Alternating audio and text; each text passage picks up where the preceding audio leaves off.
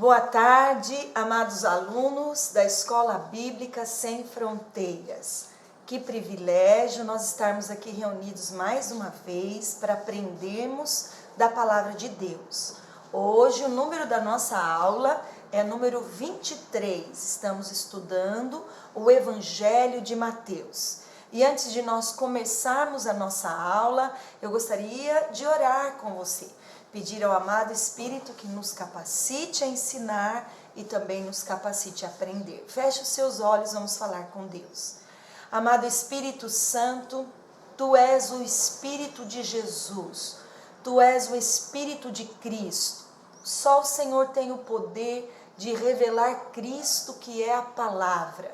E hoje nós te damos toda a liberdade para que a verdade seja revelada aos nossos corações. Nós nos expomos, nós nos humilhamos, nós nos esvaziamos para sermos cheios da Tua sabedoria e do Teu conhecimento. Fala conosco, nos capacita, não só a ensinar, como também a aprender, sobretudo a praticar tudo aquilo que nós vamos ouvir nesta tarde. No nome de Jesus, amém. Antes de nós começarmos, eu gostaria de pedir que você então pegasse a sua Bíblia, que você pegasse seu caderno de anotações ou seu smartphone, seu computador, que você desse um like já nesse vídeo e que você também tirasse alguns minutinhos para compartilhar. Se você tem um grupo na família, um grupo de célula, se você tem pessoas especiais que precisam ouvir a palavra de Deus, que você possa estar fazendo isso agora. Enquanto isso, nós vamos abrindo a nossa Bíblia no livro de Mateus, Evangelho de Mateus, no capítulo 5.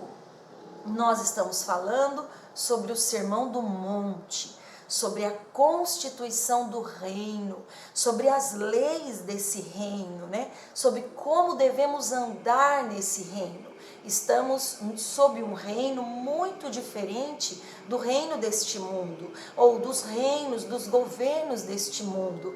E assim como esses governos no mundo têm a sua constituição, têm o seu manual, têm a sua conduta, têm as suas leis, também o reino de Deus, ele tem a sua conduta. E é nessa conduta que nós devemos caminhar. Vamos continuar, prosseguir a nossa aula. Hoje nós vamos falar e vamos ler o texto que está em Mateus 5, dos versículos 27 ao 32. Vamos falar sobre a questão do adultério. Como Deus vê a questão do adultério. E que nossa mente seja renovada ao padrão de Deus. E que todo padrão que é do mundo seja quebrado, anulado, invalidado, para que a palavra de Deus ocupe a primazia na nossa vida. Então vamos ler dos versículos 27 ao 32. Diz assim a palavra de Deus: Ouvistes que foi dito aos antigos, não cometerás adultério. Eu, porém, vos digo, que qualquer que atentar numa mulher para a cobiçar, já em seu coração cometeu adultério com ela. Portanto, se o teu olho direito te escandalizar, arranca-o e atira-o para longe de ti, pois te é melhor que se perca um dos teus membros do que seja todo o teu corpo lançado no inferno. E se a tua mão direita te escandalizar, corta e atira-a para longe de ti, porque te é melhor que um dos teus membros se perca do que seja todo o teu corpo lançado no inferno. Também foi dito: qualquer que deixar sua mulher, dê-lhe carta de divórcio. Porém, eu vos digo que qualquer que repudiar sua mulher, a não ser por causa de fornicação, faz que ela cometa adultério, e qualquer que casar com a repudiada comete adultério. Então vamos entender que o Senhor Jesus, ao conceder a constituição do reino, ele não veio revogar a lei, ele veio para exceder, ele veio para tornar a lei ainda mais excelente, ele veio para ampliar o conceito que a lei trazia. Então veja só, com relação ao adultério, ele diz que olhar com intenção impura já é considerado adultério no reino de Deus. Estava orando esta manhã sobre essa palavra e me lembrei de uma declaração de Jó, né? Jó diz assim: fiz aliança com os meus olhos para não pecar contra ti.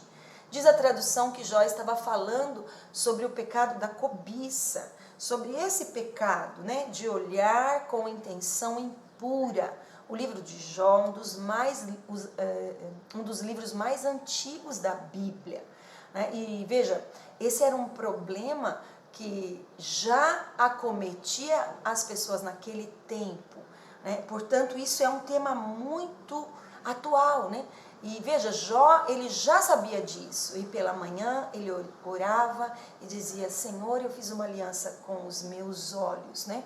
Hoje essa oração é tão profunda para nós, porque nós só conseguimos agir de maneira pura com relação aos olhos e à cobiça se nós olharmos para Jesus. Então vamos ver, qualquer que olhar, Jesus estava dizendo, né? Ou seja, em primeiro lugar, esse olhar que traz pensamentos, né? E que pensamentos são considerados pecado, né? Por que pensamentos vêm e nos assaltam muitas vezes sem que a gente nem queira ter aqueles pensamentos? Você já se pensou nisso, né? A nossa mente é tão rica, né?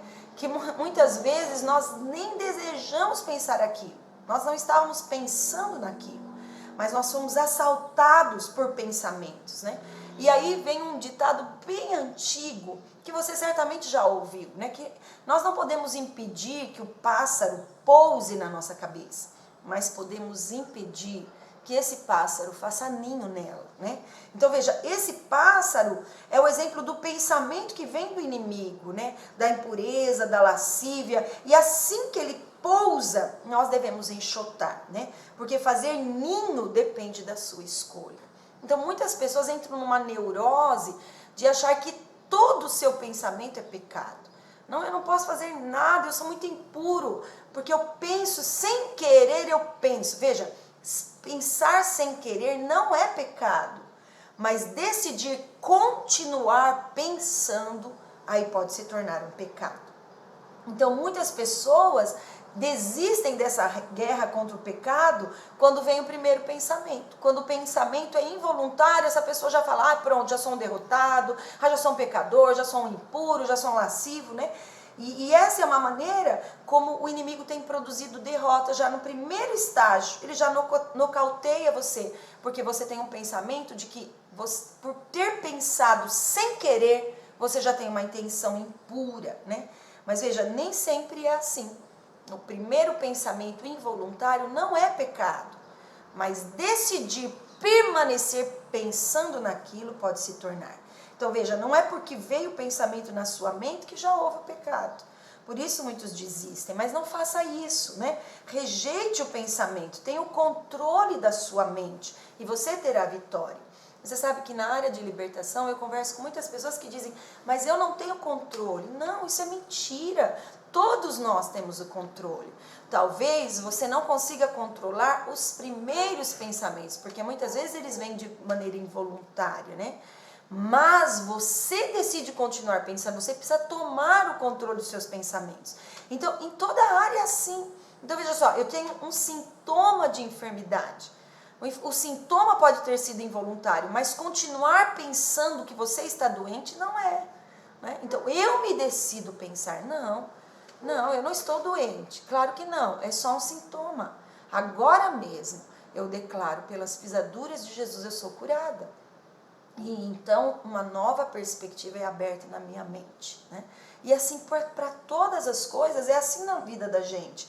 Você sabe que a sua mente, ela também é um músculo. E ela precisa ser exercitada, assim como nós exercitamos o nosso corpo, nós precisamos exercitar a nossa mente. Por isso nós estudamos a Bíblia. O estudo da Bíblia exercita a sua mente a pensar como Deus pensa. E quanto mais você enche a sua mente da palavra de Deus, mais involuntários pensamentos na palavra de Deus vão ocupar a sua mente.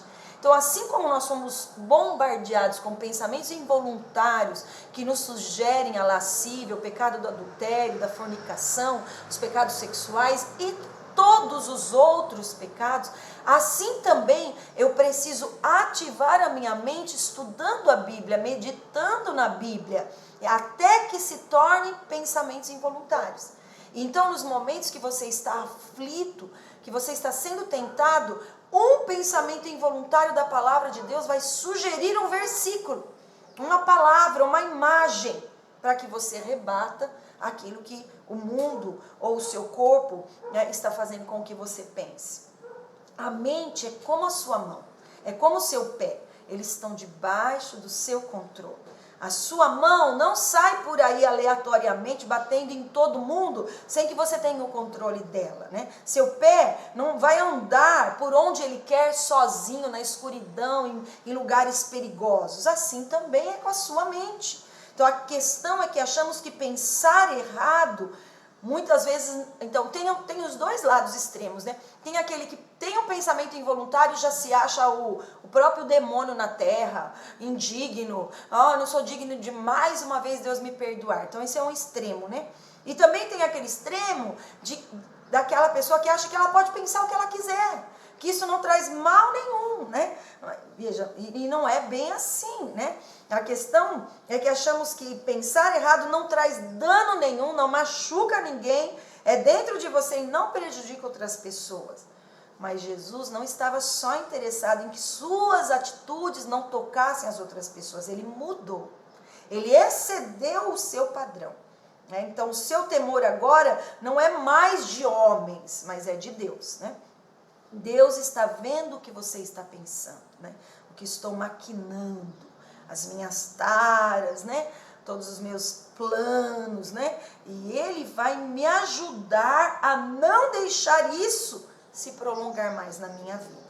Então veja, Ele está vendo, o fato de Deus estar vendo, você não pode se posicionar como se Deus está vendo tudo que eu penso, então agora eu vou ser castigado, Deus vai me escorraçar. Não, não é isso, claro que não. Deus está vendo no sentido de que Ele tem o poder para ajudar você na fonte dos seus pensamentos, em tornar a fonte dos seus pensamentos pura, né? Em segundo lugar, né, Deus quer trabalhar com a intenção do nosso coração. Intenção é diferente de tentação, né? Desejo, instinto, a tentação passa por um processo. Então vamos dar um exemplo aqui bem básico, né? Faz de conta que nessa mesa tem uma pizza, faz de conta que isso aqui é uma pizza. E Deus diz assim para você: não comerás pizza.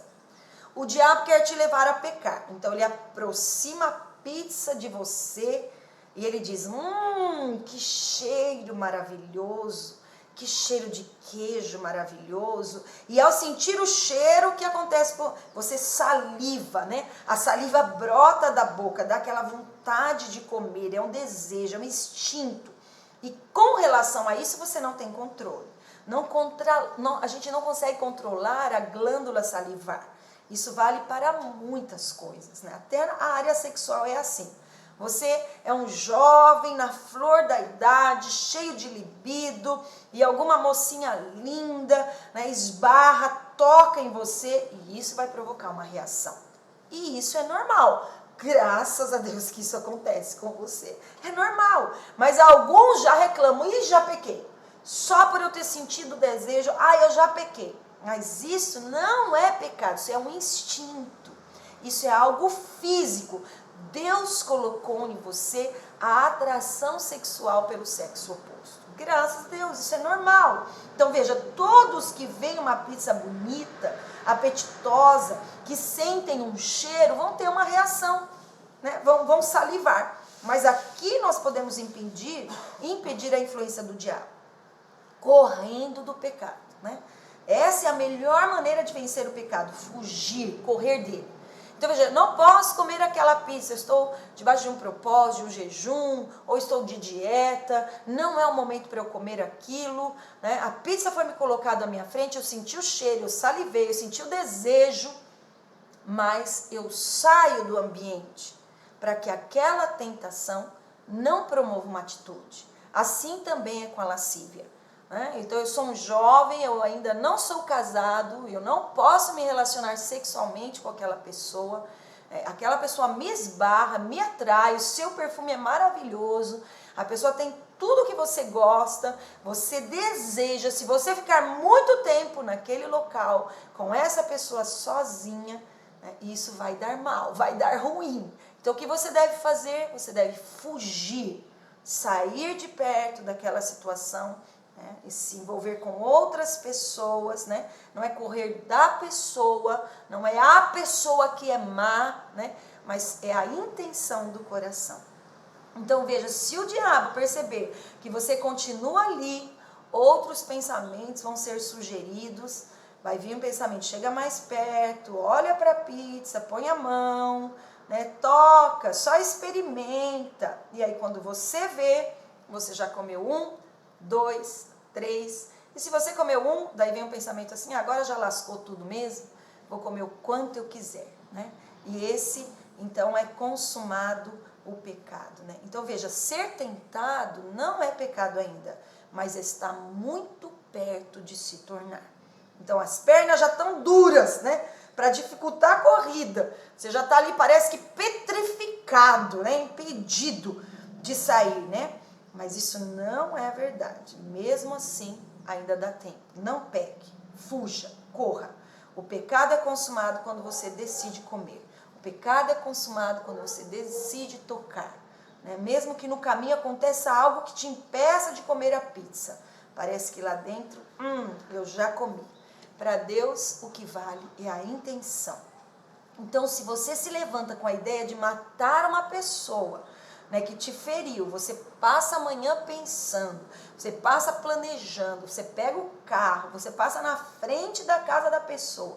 Para Deus, isso no coração, você já matou a pessoa no seu coração. E isso é pecado. Então, muita gente já saiu de casa para ir no motel com alguém, Mas no meio do caminho furou o pneu do carro, esqueceu a carteira, não deu certo. Para Deus, já pecou. Já foi consumado o pecado. Um homem pode dizer, pastor, eu fico olhando as mulheres, mas eu não tenho a intenção de ter a relação sexual com elas, não. Mas Deus é que conhece o seu coração. Ele sabe a intenção que vai no seu coração. Então veja, existe uma sequência natural do pecado. E se você alimentá-lo, permitir essa sequência, é inevitável pecar. Por isso, não brinque com o fogo, Não brinque. O Senhor, sabendo disso, falou assim, lá em Mateus 5, você está aí ainda, no versículo 29 e 30. Vamos ler lá? Diz assim, se o teu olho direito te escandalizar, arranca-o, atira-o para longe de ti, pois te é melhor que se perca um dos teus membros, do que seja todo o seu corpo lançado no inferno. E se a tua mão direita te escandalizar, corta, atira para longe de ti, porque te é melhor que um dos teus membros se perca, do que seja todo o teu corpo lançado no inferno. Será que Jesus está nos dizendo que a mutilação física é um caminho para a santidade? Não, claro que não. Ele usou essa ilustração para mostrar o quanto você deve ser radical com aquilo que leva você a pecar. Ou seja, seja radical com pessoas, com coisas, com locais que levam você a pecar. Então, se a tua televisão te faz pecar, põe fogo nessa porcaria. Pastor, a televisão não é uma porcaria. Não, para mim não é. Para você pode ser. Para muita gente ela pode ser uma porcaria, Se a banca de revista te faz pecar, não entra nunca mais lá dentro. Nossa, a banca de revista é pecado? Não. Mas o fato é que muitos entram ali e não conseguem se conter. Se a internet do seu celular te faz pecar, fica sem a internet. O celular vai ficar bonzinho, vai ficar jóia. Tira a internet do seu celular. Se o teu amigo te faz pecar, corta a relação com ele. Ai, pastor, que é isso? Mas meu amigo não é do diabo. Claro que não, nenhum amigo é do diabo. Mas às vezes a maneira que essa amizade influencia a sua vida, então corta a relação com ele, Se há situações que fazem você pecar, arranca fora da sua vida. Se o teu namorado te faz pecar, termina esse namoro hoje, né? Porque é melhor ir para o céu solteiro do que ir casado para um inferno, né? É ou não? E é isso que Jesus está nos falando, né? É melhor agradar a Deus do que por agradar a homens eu ir para o inferno. Então não corra o risco, não brinque com o pecado, abra mão de certas coisas. Se algo faz você pecar, corta da sua vida. Se algumas amizades têm levado você a pecar, corte essas amizades. É melhor ofender as pessoas cortando a amizade do que ofender a Deus. O que importa é agradar a Deus em primeiro lugar. Por isso o Senhor usou essa ilustração de cortar o braço, de tirar o olho, porque há coisas muito preciosas para nós, são muito importantes e queremos ficar com o Senhor e muitas vezes queremos ficar com essas coisas também. Mas o Espírito Santo nos adverte, né, hoje, pague o preço da santidade, da pureza, porque santidade e pureza não tem preço, não tem como avaliar, né, o quanto as pessoas... isso não é uma questão de esforço, quero deixar bem claro, né? Apesar de nós estamos falando para discípulos, né? Porque o evangelho de Mateus foi um evangelho falado, pregado a discípulos, aqueles que já são nascidos de novo. Toda a nossa caminhada cristã depende da graça, né? Depende desse contemplar a Cristo, de olhar para Cristo. Por isso, quando você está se expondo à palavra, o seu nível de santidade está aumentando. E isso é de glória em glória, é passo a passo. Por isso que muitas pessoas são cristãs há muito tempo e elas pecam em questões básicas da vida, porque elas pararam de andar, de caminhar. É de glória em glória, passo a passo. É um versículo, é o estudo da Bíblia, é o seu devocional, é o culto que você está, é a comunhão que você se expõe. Essa unção vai enchendo o nosso copo, né? A nossa vida espiritual, nosso nível de santidade é como um cálice, ele vai sendo cheio, né? Por isso que a Bíblia diz, né, que os puros se purifiquem ainda mais, que os impuros se tornem impuros ainda mais, né? Então, passo a passo, dia a dia, né? Nós estamos na aula 23, né? Uma pessoa que não está se expondo ao estudo de Mateus, ou às aulas, ao estudo bíblico, né, ela tem uma medida, o seu cálice está por um tanto. Você que está se expondo, que está estudando, se esforçando, seu cálice está enchendo. E o seu nível de pureza, o seu nível, a sua mente está se tornando um músculo mais forte e sobre o seu controle, mais forte no Senhor, né? Então, talvez essa mensagem seja muito exigente para alguns. Para aqueles que mais dificuldades têm, são porque ainda não são libertos. E isso não se trata da imposição de mãos de um pastor que tem uma unção específica de libertação. Não. Isso se trata de conhecereis a verdade e a verdade vos libertará, né? Então, é por isso que nós não podemos menosprezar os pequenos momentos, né? Essa vida na igreja, essa vida de consagração, né?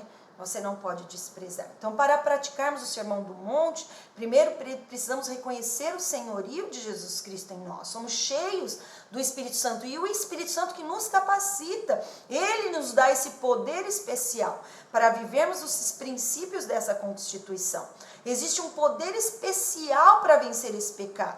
Se você não receber esse poder especial, você não vai conseguir vencer. Esse poder é o Espírito Santo de Deus. Ele nos é derramado na busca, na vida de oração, na comunhão com os irmãos, no estudo da palavra, porque esse pecado vai além da sua força.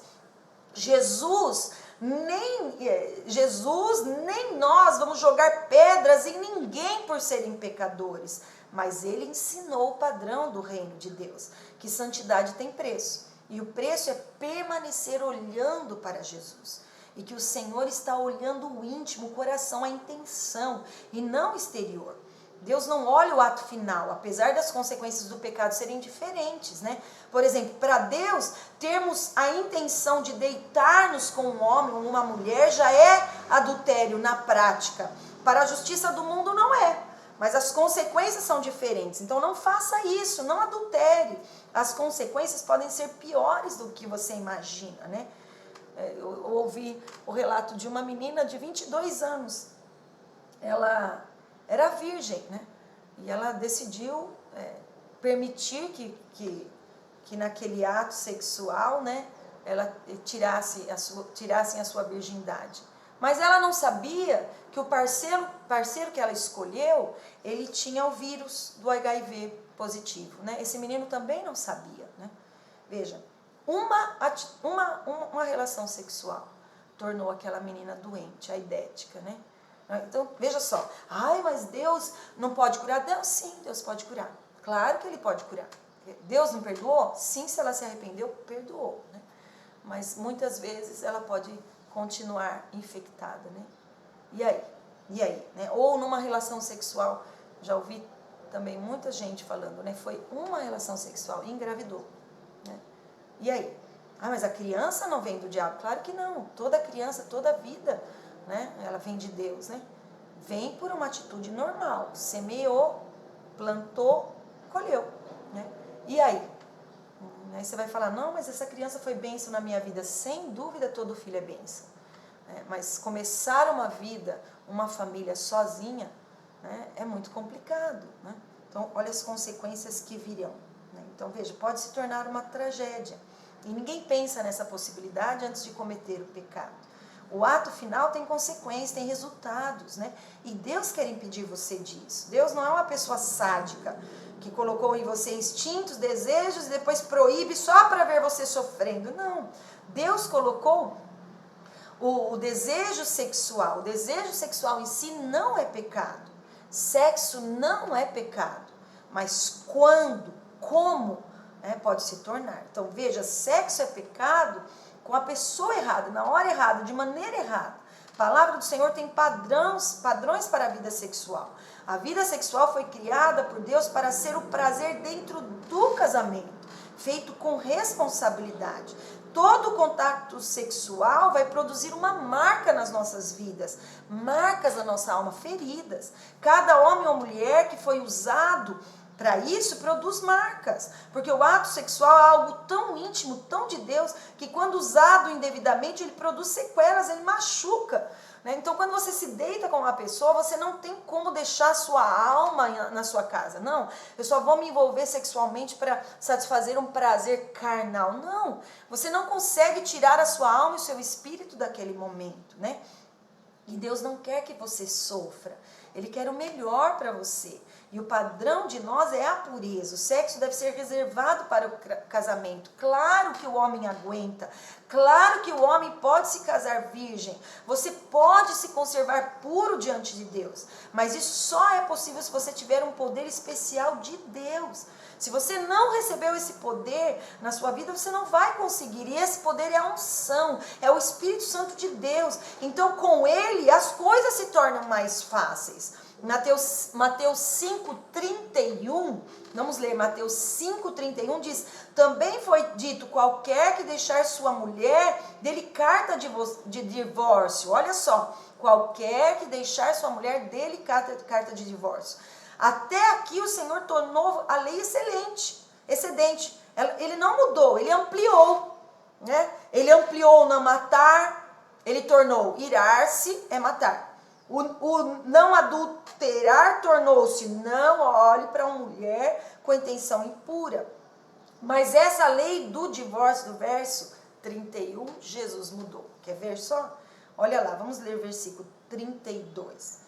Então ele diz assim no 31, qualquer que deixar sua mulher, dele carta de divórcio. Essa é a lei. Mas eu digo, olha o versículo 32, qualquer que repudiar sua mulher, a não ser por causa de fornicação, faz que ela cometa adultério, e qualquer que casar com a repudiada comete adultério. Então veja, o divórcio não é o padrão de Deus. Eu quero deixar bem claro nessa aula que eu não venho aqui para condenar você que é jovem e não é mais virgem. Eu não venho aqui para condenar. Até porque se você se arrependeu diante de Deus, Deus perdoou, Deus pode restaurar você. E Deus pode te dar um casamento, Deus pode refazer a sua virgindade espiritual. Eu não estou aqui com caráter condenativo para os jovens que têm problemas na área sexual, para os homens e mulheres que têm problemas na área sexual, de maneira nenhuma. E tampouco eu vim aqui para condenar os divorciados, porque muitos se divorciaram na ignorância, também não é essa a intenção, a minha intenção, nem a intenção da palavra de Deus e do Espírito Santo, mas é fazer com que você conheça o coração de Deus. Veja, o divórcio não é o padrão de Deus. Divórcio não é algo que está no coração de Deus. Ele não está aqui homologando o divórcio, ele está reconhecendo um fato. A pessoa que caiu em adultério já quebrou a aliança do casamento. Então é só reconhecer o divórcio. Então veja, a quebra da aliança está no adultério. Adulterou, quebrou a aliança. Mas a palavra do Senhor não homologa o divórcio. Casamento não é brinquedo. Mateus 19, do versículo 4 ao 8, vamos nos embasar. Abra comigo, Mateus 19, dos versículos 4 ao 8. Diz assim: Ele, porém, respondendo, disse-lhes: Não tendes lido que aquele que os fez no princípio, macho e fêmea os fez? E disse: Portanto, deixará o homem pai e mãe, e se unirá à sua mulher, e serão dois numa só carne. Assim não são mais dois, mas uma só carne. Portanto, o que Deus ajuntou, não separe o homem. Disseram-lhe eles: Então por que mandou Moisés dar-lhe carta de divórcio e repudiar a sua mulher? Disse-lhe Jesus: Moisés, por causa da dureza dos vossos corações, vos permitiu repudiar vossas mulheres, mas ao princípio não foi assim. Então eles estavam perguntando para Jesus: o Senhor está nos dizendo que não pode divorciar. Então por que Deus falou por boca de Moisés que podia dar carta de divórcio? Por que Deus mudou de ideia? E Jesus fala: Deus não mudou de ideia. Não foi assim desde o princípio. Deus não queria o divórcio em época nenhuma. Mas por causa do coração tão duro do homem, Deus abriu uma concessão para vocês. Mas agora Jesus estava dizendo: eu estou aqui para trocar o coração de vocês. Vou tirar o coração de pedra e colocar um coração de carne, e que como vocês não terão um coração de pedra mais, não se preocupem que não haverá mais divórcio. Por que não haverá mais divórcio? Porque até mesmo no caso de traição, a vontade de Deus não é o divórcio. Ainda que a palavra do Senhor nos permita, no caso de um dos cônjuges cometer essa traição, o traído fica liberado para poder contrair novo casamento. Mas mesmo nesse caso, não é da vontade de Deus que isso aconteça. Mas que haja o quê? Que haja perdão. Uau! O perdão, então, é o exceder da lei do divórcio. Essa concessão não é maior do que a lei do perdão. Que concessão? A concessão de poder casar-se novamente caso haja a traição. Então veja, todos podem ser perdoados, né? Alguém pode dizer: eu posso perdoar, mas e se ele não mudar o comportamento? E se ele continuar me traindo? Aí, minha querida, tudo bem, então separe-se dele. Mas se foi um incidente, se foi algo único, se houve um arrependimento genuíno, se nunca mais esse ato foi cometido, o melhor é o perdão. O melhor ainda é a reconciliação e manter o casamento. E o Senhor diz que no princípio, quando Deus criou o homem, Ele criou o homem para uma mulher.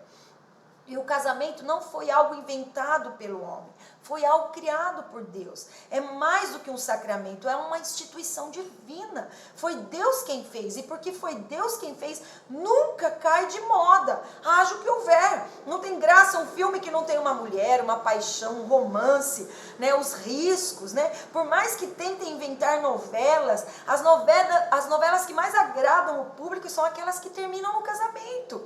Por mais que falem mal do casamento, nunca se casou tanto quanto hoje. Existe existe uma indústria do casamento, né? Há um programa na TV que eu gosto muito que chama A Fábrica dos Casamentos. Olha, é maravilhoso. Por mais que se digam que é uma instituição falida, ninguém quer deixar de casar. Isso tudo é porque o casamento não é algo humano, é algo que Deus estabeleceu, Deus quis, e se foi Deus quem fez, vamos agir de acordo com a vontade de Deus. Muitos vivem buscando seu conforto pessoal, e tem um ditado que diz assim que o amor é cego, mas o casamento abre os olhos. Nós cristãos temos que mudar esse ditado. Qual ditado? O amor enxerga tudo, mas depois que casa fica cego. Na verdade, esse é o conselho, né, que a gente dá para as meninas, né? Então, enquanto você está namorando, abre bem seus olhos, vê todos os defeitos, vê a família, vê a mãe, vê tudo que você pode ver na vida do seu namorado, da sua namorada. Mas depois que você casar, fica cego. Fica cego, porque daí casou. E se você ficar com os olhos muito abertos no seu casamento, uma hora vai dar ruim, né? Você vai começar... não tinha escolhido isso, não tinha escolhido aquilo, então abre os seus olhos enquanto é tempo e fica cego depois que você casou. Esse é o segredo do casamento feliz. Antes de casar, abre bem os olhos, né? E mesmo para os maridos, né? Fique cego se ela não cozinha tão bem assim, se ela engordou, se ela dorme antes naquela noite, fica cego. Você já casou que está casado. Agora, se você quiser mudar isso, abre bem os olhos antes de se casar, né? E faça tudo o que você tem que fazer. Ou seja, não veja os defeitos dentro do casamento. Esse é o segredo, né? Faça o oposto e você terá os resultados. Então, veja, muitos querem ter um casamento, mas não querem pagar o preço de ter. Esse amor romântico de Hollywood não leva o casal a lugar nenhum. O amor genuíno exige um preço, exige uma postura, exige responsabilidade. E sabe, beleza é tão superficial, tão passageiro, não tem valor nenhum. Devemos buscar o padrão de Deus. O casamento tem que ser cultivado, o homem e a mulher tem que estar constantemente ganhando um ao outro. A mulher ganha o homem se arrumando, né, se embelezando, sendo afetuosa, cheirosa, carinhosa, cozinhando, né? Muitos homens dizem que é terrível a mulher que ignora essa parte, né? E o homem ganha a mulher com lábia, cantando, elogiando, né? Se era assim antes de casar, deve ficar mais e melhor assim depois de casados, né? Assim as cadeias da maldição do adultério, da lascívia, do divórcio vão cair por terra, em nome de Jesus. Amém, meu querido? Eu quero orar para você que é solteiro, para você que é casado, para você que é divorciado, que está no segundo casamento, eu quero orar por você. Para você que tem essa fraqueza na área sexual, né? Eu quero orar. O Espírito Santo é a fonte, né? Ele tem o poder de arrancar de você todo o vício do pecado sexual, né? De dar essa fortaleza para você vencer todo o pecado do adultério. Amém? Vamos fechar os nossos olhos e vamos falar com Deus. Pai bendito e soberano, nós reconhecemos que sem Ti nós nada somos e nada podemos fazer. Pai justo, essa palavra coloca todo mundo no mesmo lugar. Somos pecadores, somos fracos, Senhor. A igreja é fraca, Senhor. Muitos pastores e líderes têm caído no pecado do adultério. Muitos jovens têm caído no pecado da fornicação. E mesmo a fornicação, o sexo entre solteiros é adultério, porque um dia essa moça e este moço já foram separados para um único homem e uma única mulher. Perdoa-nos se nós temos usado a vida de outras pessoas para nos trazer um prazer momentâneo, usando essas pessoas como objetos. Perdoa-nos por usar a sua imagem, perdoa-nos pelos pecados da masturbação, pelos pecados do adultério, pelos pecados da fornicação. Perdoa-nos, Senhor. Eu quero dizer, perdoa-nos pelos vídeos que assistimos no celular, na internet. Perdoa-nos por nós termos olhos tão desenfreados, Senhor. Perdoa-nos. De fato, nós precisamos de um novo coração. Dá-nos um novo coração, Senhor. Dá-nos um novo coração. Coloca em nós um coração de carne. Se há necessidade dessa mulher perdoar, deste homem perdoar, concede essa graça. Oh meu Deus, como é difícil o perdão quando houve traição. Porque o perdão é o preço do pecado da traição. Ele é muito alto. Oh Senhor, o preço é muito alto. E só o Senhor pode nos ajudar a perdoar. Eu quero te pedir, consola essa mulher, consola este homem. Traz reconciliação nesse casamento, nesta casa. Pai, de todo o coração eu quero te pedir, restaura. Nós temos ouvido que tantos casamentos têm sido, tantos divórcios têm acontecido nesse tempo de pandemia.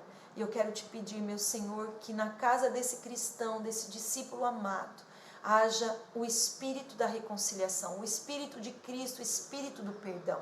Que essa família viva um tempo novo nesse casamento, Senhor.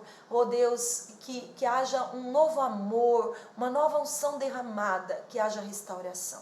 De todo o meu coração eu oro e te agradeço. Agradecemos a Ti, no nome de Jesus. Amém.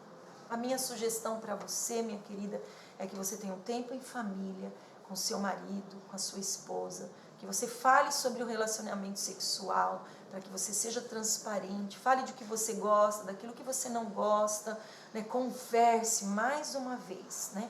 Porque sempre haverá esperança para a sua família, para o seu casamento, para a sua vida sexual.